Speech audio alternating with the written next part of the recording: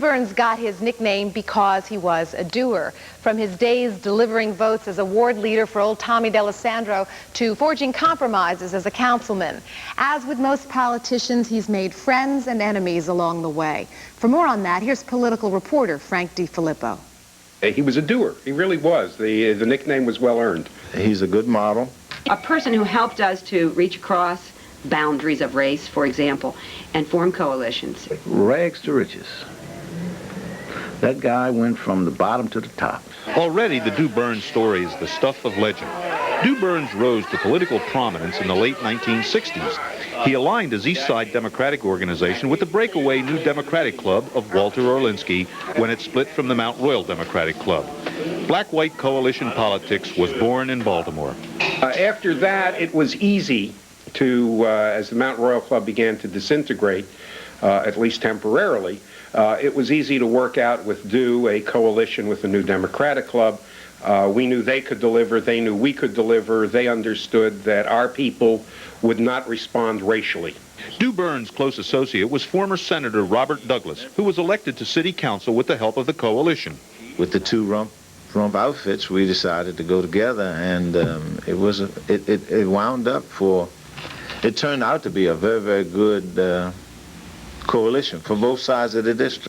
Dew Burns himself was elected to the city council in 1971 and went on to become its president when Orlinsky ran afoul of the law.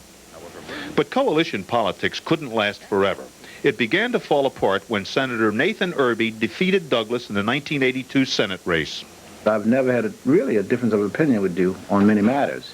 I did have a violent disagreement with Bob Douglas.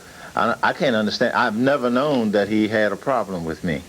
The coalition finally broke up in 1983 when Mary Pat Clark challenged Dew Burns for city council president, an office she lost then but won the nomination for in September.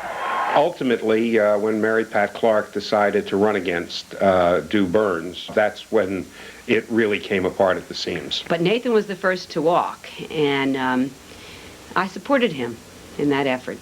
There are those who believe that if Dew Burns had healed his grudge with Irby, he would have been elected mayor. Probably the dumbest thing he ever did politically.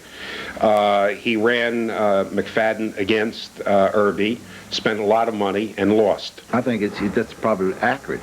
And what about Dew Burns' lasting contributions to Baltimore politics? Dew's ability to make people confront themselves probably was his strongest suit. He's my kind of guy. He's a good street guy. I consider myself a good street guy. I think we did very, very well, including the fact that he wound up being the first black mayor of Baltimore City. I will think of him as setting the stage for what has evolved today in Baltimore. The thing that came through was his knowledge of what the city government was all about. I am a beneficiary of a lot of work that he and people in his generation did. So, Frank, how do you think Dew Burns will be remembered in the history books? First, the obvious, Sally. Dew Burns was Baltimore's first black mayor, and that's a pretty big footnote in itself. But beyond that, I think he'll be remembered as a man who surprised a lot of people. Expectations were low, and he came in and showed some great decision-making power and made some crucial decisions at a time when a lot of problems were dumped on him by William Donald Schaefer. What's your fondest personal memory of Dew?